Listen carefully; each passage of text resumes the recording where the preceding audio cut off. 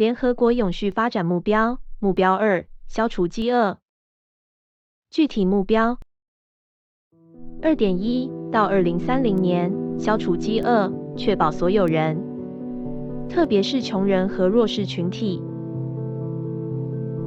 包括婴儿，全年都有安全、营养和充足的食物。2.2 到2030年消除一切形式的营养不良，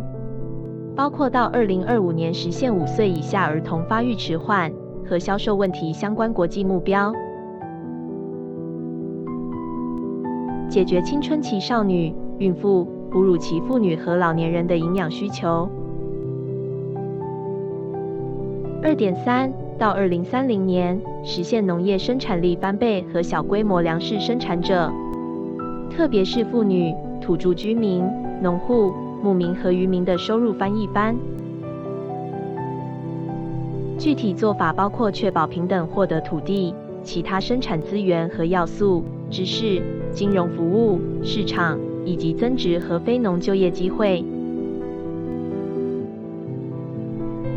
2.4 到2030年确保建立可持续粮食生产体系，并执行具有抗灾能力的农作方法，以提高生产力和产量。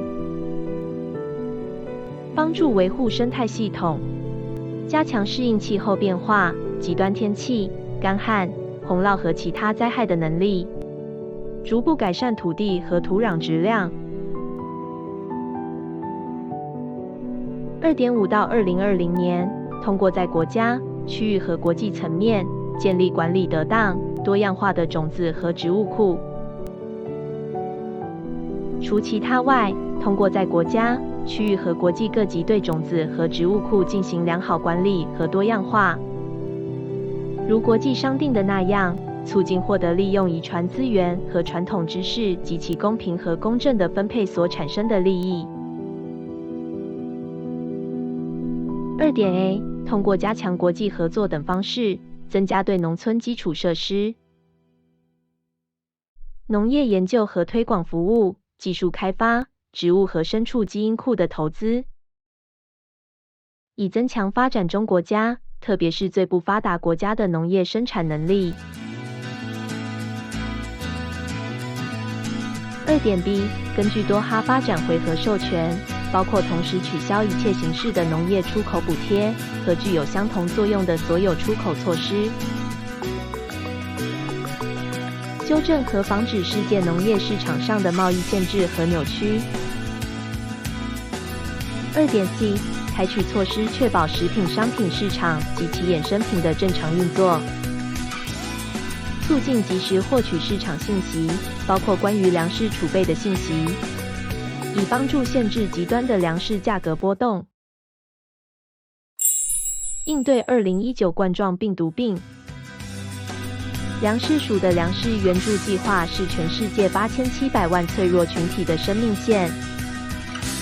粮食署分析了此次大流行病对经济和粮食安全的影响。该分析概述了2019冠状病毒病对世界上最贫困人口的潜在影响。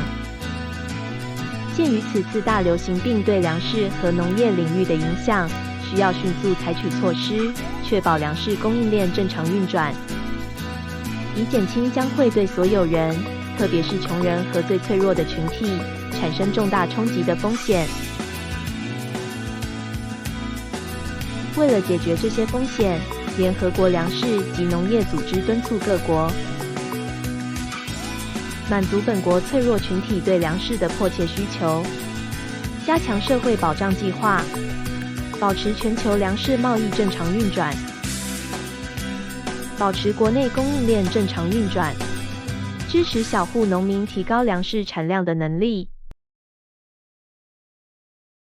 联合国发布了全球人道主义应对计划，阐明如何在世界上最贫穷的国家与病毒作斗争，